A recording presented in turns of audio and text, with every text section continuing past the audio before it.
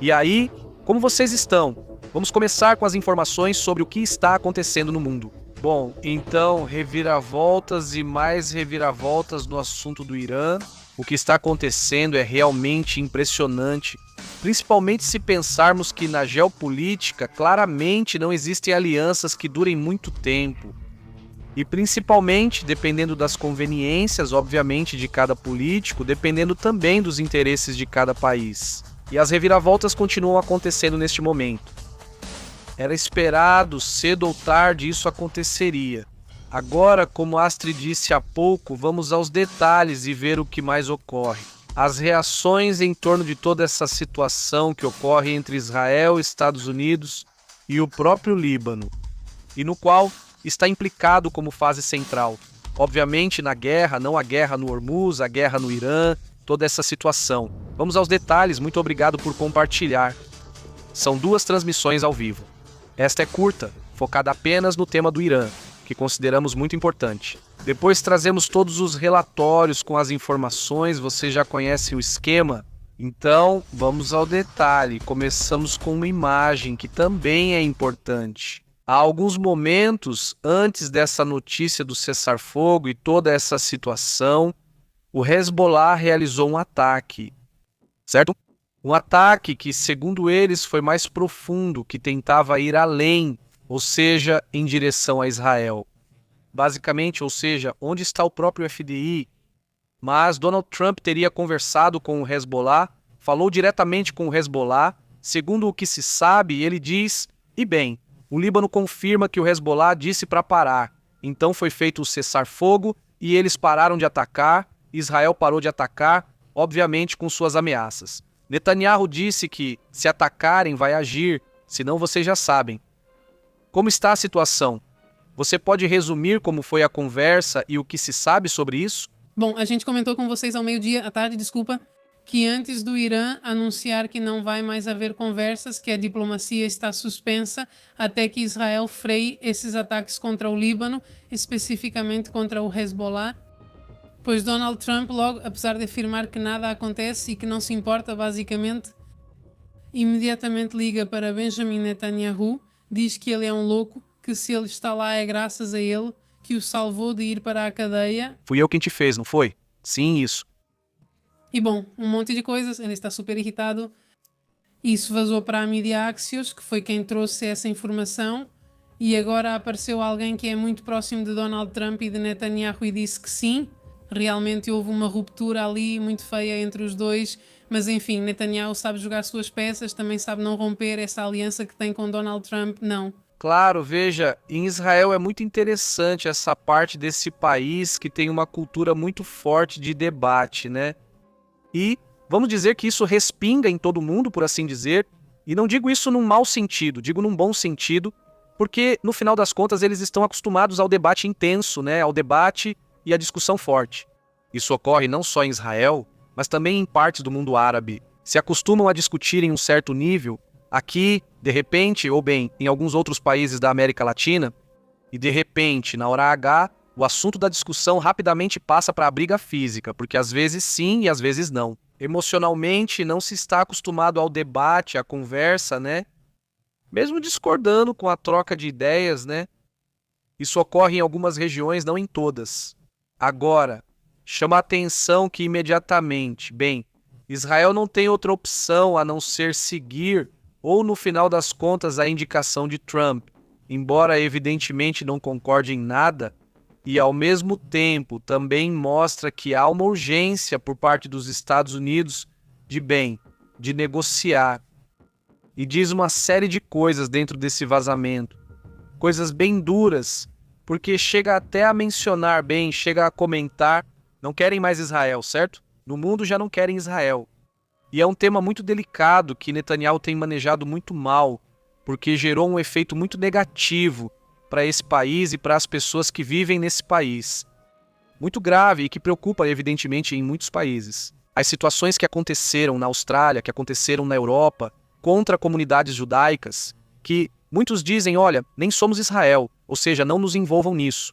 Não concordo com esses movimentos. Ou não concordamos com Netanyahu, etc. Exatamente, quantas pessoas não saíram para protestar constantemente contra Netanyahu em Israel, mas no final das contas isso não é o que chega para a maioria das pessoas. O que chega para eles são os ataques que Netanyahu faz em Gaza ou que faz no Líbano, desta vez, novamente atacando áreas praticamente coladas a hospitais com civis feridos, com menores de idade feridos. Já são mais de 100 e tantas crianças que morreram só nessas últimas semanas de ataques ao Líbano, não dentro do Líbano, porque mesmo que peçam para evacuar, nem sempre evacuam ou nem sempre têm tempo ou possibilidade de evacuar. Ataques ocorreram sem aviso. Um dos primeiros, quando tudo recomeçou, foi em uma área sem alerta. Mais cedo ou mais tarde isso aconteceria, mas achei que outro presidente, não Netanyahu, mas Trump, falaria sobre isso com Netanyahu. Evidentemente, isso é uma ruptura, mas ainda se pode chegar a acordos, ou o que você quiser. Mas isso também mostraria que, então, se há um interesse real em tentar chegar a um acordo por parte de Donald Trump, neste momento, ou seja, não sei o que vai acontecer no futuro, evidentemente, mas neste momento esse é um lado, é o que está sendo planejado hoje. Este se chama Rafael Grossi, o responsável pela AIEA dizia, vamos lá, vamos levar isso a sério, se vamos realmente tratar do tema do urânio, certo? É um assunto técnico e complexo, não basta dizer, venham pegar o urânio, aqui está a caixa, o que está escrito aí? Bom, ele avisou que retirar, ou seja, se é uma opção viável retirar o material nuclear, mas disse que é uma operação tecnicamente complexa. Isso é o que diz o argentino, e é bom lembrar que ele é um diplomata argentino que, aliás, está de olho ou quer ser o próximo líder da ONU secretário-geral. E bom, eu acho que ele ganhou bastante destaque, pelo menos no mundo todo. Todo mundo conhece ele, né? E é difícil, mas não impossível. Foi o que ele disse. Ele afirma que há possibilidade, segundo estimativas internacionais, aqui tem aproximadamente 440 quilos de urânio enriquecido, 60%, e esse urânio foi enriquecido pelo Irã. Ele se encontra em forma gasosa e, além disso, requer um procedimento altamente especializado para ser manipulado e transportado. E não é fácil, porque se está em forma gasosa é altamente contaminante e não é uma operação simples. Essas declarações, bem, fazem parte da resposta ao que Trump tem feito, que afirma que, bem, esse material vai ser retirado ou vai embora. Ou seja, os Estados Unidos vão retirar junto com o Irã ou junto com outro país que possa apoiá-los nesse assunto, o que, bom, levaria muitos meses, não é algo que se faça em 1 ou 2 dias. Exatamente, é um tema complexo, como você mesmo disse, já tínhamos comentado análises de outros especialistas, mas, bem, quem melhor do que Rafael Grossi, que é quem está nessa área, não o diretor da IA, que é uma dessas seções da ONU, que, aliás, tem funcionado bem nesses últimos anos nos conflitos como este entre Rússia e Ucrânia. Temos uma grande notícia sobre o tema nuclear na Ucrânia e vamos falar disso em breve. Na verdade, estamos quase indo para lá. São 10 minutos, talvez no máximo um pouco mais e já vamos para lá, porque evidentemente está muito sério o que está acontecendo por lá, mas não queremos. É que precisamos fechar o ciclo de todas essas informações que estão acontecendo, porque tudo está mudando. Talvez para sempre o Oriente Médio, porque o Oriente Médio já não é mais o mesmo de antes da guerra, já não é o mesmo, né? Ou seja, agora está claro qual é o poder do Irã, fica claro que realmente tem poder. Real. Percebeu que tinha um grande poder. Grande, tudo era teórico, né? Não, pois dizem que vai atacar o Hormuz. Diz que se fecharem vai gerar esse problema. E dizem que se responderem, o regime cai rapidinho, que porque o povo... Olha, não aconteceu. Ou seja, o que se esperava que o povo se levantasse, no fim das contas esse poder continua, que é o regime dos ayatolás. Mas não tem aquela dança que eles falam, que é o poder nas sombras, que é tipo uma espécie de poder espelho, onde cada funcionário da guarda revolucionária, dos líderes, em geral dos ayatolás, eles têm outro personagem que é desconhecido, mas que representa os mesmos poderes e que, inclusive, possui esses poderes. Atualmente, não é preciso que o outro caia para que este tenha o mesmo poder. Então é uma forma de tornar muito fácil manter o poder em circunstâncias de crise. Colocaram à prova o poder dos ayatolás, pois a situação é mais difícil do que parece e, evidentemente, isso terá que ser estudado por parte deles. Militares, por parte dos estrategistas, para ver qual é a próxima fase com o Irã, se vai ser negociar, se vai ser... Quem sabe, né? Ninguém sabe qual será o futuro, mas vai ser diferente. Ou seja, há um antes e um depois a partir de todo esse conflito. Exatamente. Ela também disse que seguem em contato com funcionários iranianos e com os Estados Unidos para discutir essa possibilidade. Vale lembrar que Rafael Grossi foi ameaçado de morte com vídeos do governo do Irã dizendo que iam matá-lo. Por isso, seria antes da Guerra dos 12 Dias. Exatamente. Vejam só, outra coisa, antes de irmos para outros assuntos. A Organização das Nações Unidas, a ONU, também teria lançado uma mensagem tremenda. Porque faz uma acusação, uma crítica muito dura a Israel por ter violado a soberania libanesa. Porque, veja, o Líbano é um país constituído, certo? Ou seja, é um país que bem está lá, não é? E que tem leis, presidente, independentemente do que ocorre com o Hezbollah, grupo terrorista, que é muito lamentável também esse grupo e tudo o que você quiser. Mas a subsecretária-geral da ONU, Marta Amakayapov, acusou que a soberania libanesa foi violada por causa da presença militar ao norte da linha azul. E alertou que a situação é profundamente alarmante, principalmente porque já estamos falando de tropas. Sim, então essas tropas evidentemente já são um imã. Isso é verdade, não é? Então, com o Irã se viu uma guerra lamentável e também houve críticas nesse sentido, porque não é só isso. É que se critica o regime dos ayatolás quando eles atacaram as mesmas pessoas que protestaram contra os ayatolás, que foram milhares de pessoas. Ou seja, é um regime duríssimo contra a sua própria população, que também foi duramente criticado pela ONU, mas também é criticado quando faz coisas que vão contra a sociedade.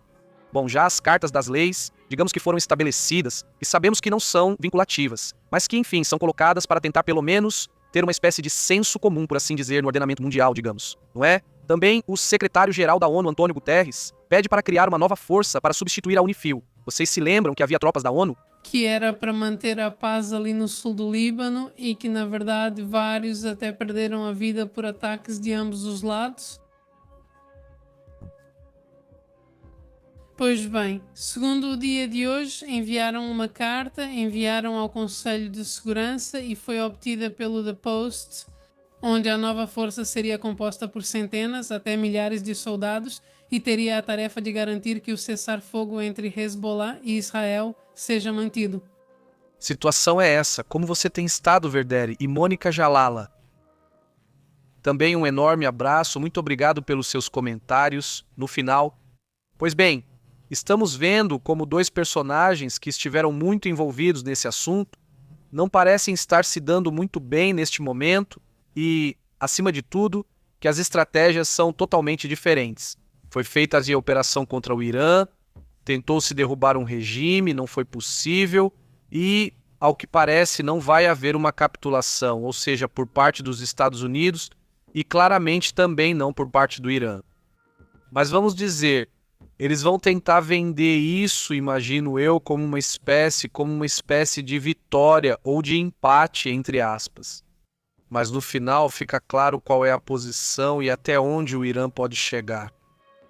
Acho que a partir de agora, Kuwait, Bahrein, Catar, Emirados Árabes Unidos serão países que vão se preparar de forma muito mais acelerada no futuro, porque notaram suas próprias fraquezas.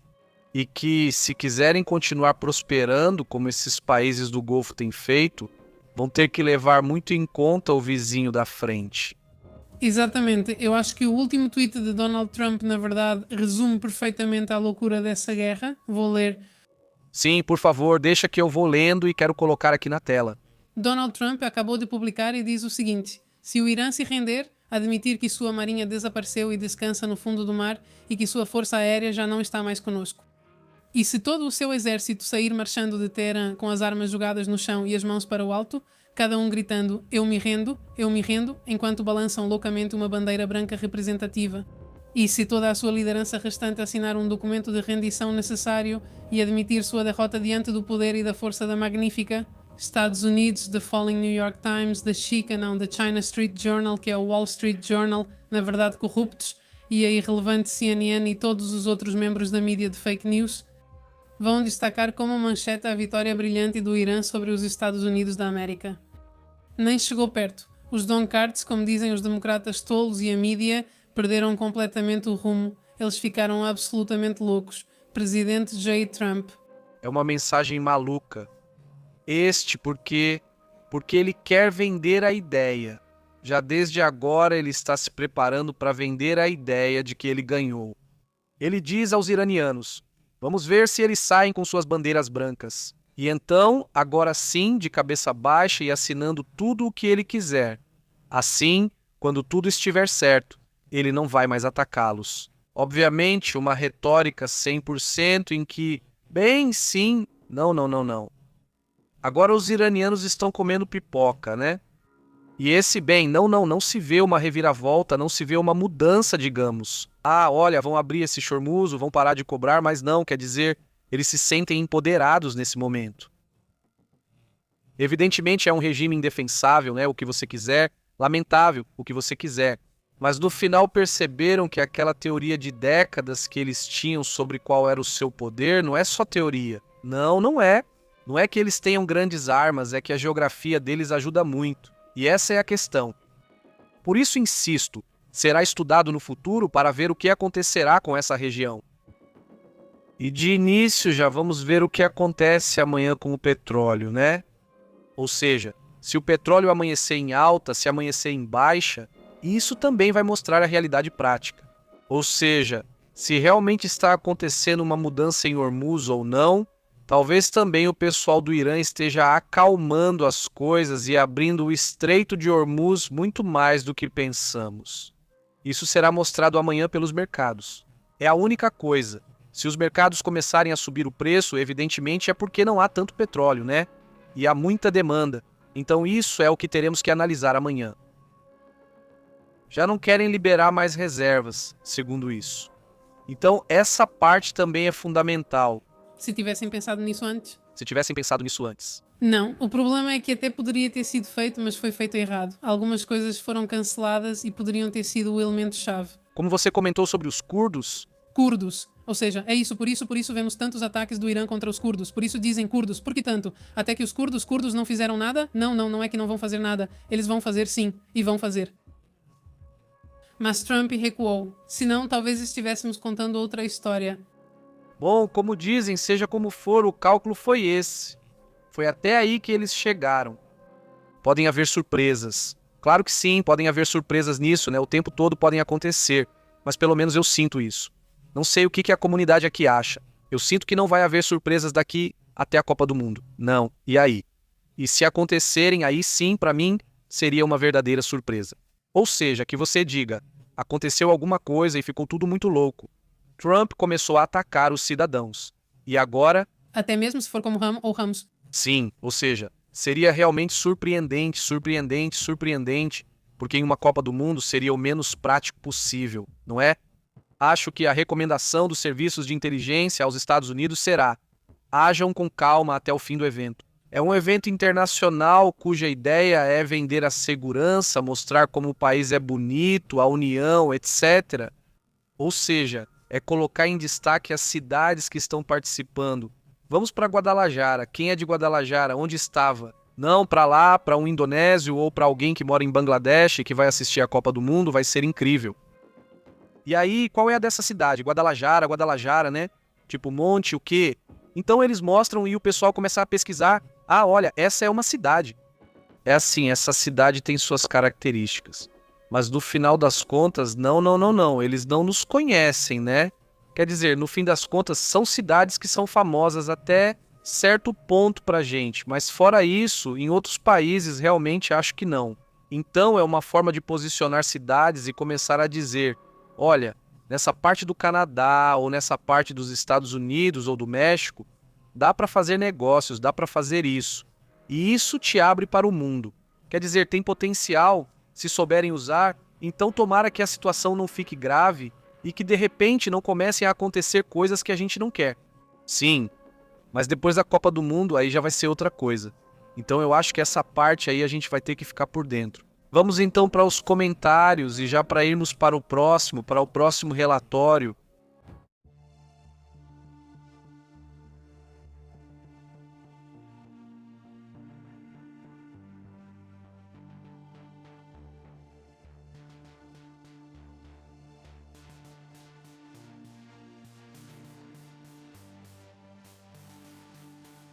Olha, então, um grande abraço para a Digna. Como você tem estado, Digna? Também um abraço para Ford, Gali, Gladiero. Saudações. Como você tem estado? Olá, Omar. E aí, Panterita? Que prazer poder cumprimentá-los. Olhem, hein? Não, tem muita informação, vem muitos assuntos. Vamos logo, a transmissão ao vivo vai encerrar sozinha. O relatório que vem agora já traz todos os detalhes, o que está acontecendo na Ucrânia, o que está acontecendo com o terremoto que aconteceu na Europa, e temas tecnológicos, diferentes notícias, o que está acontecendo no mundo. Como vocês já sabem, é variado, mas tínhamos esse relatório. Conte as boas notícias, por favor. Vamos para lá, vamos para lá. Bom, continuamos conversando. Vamos ver.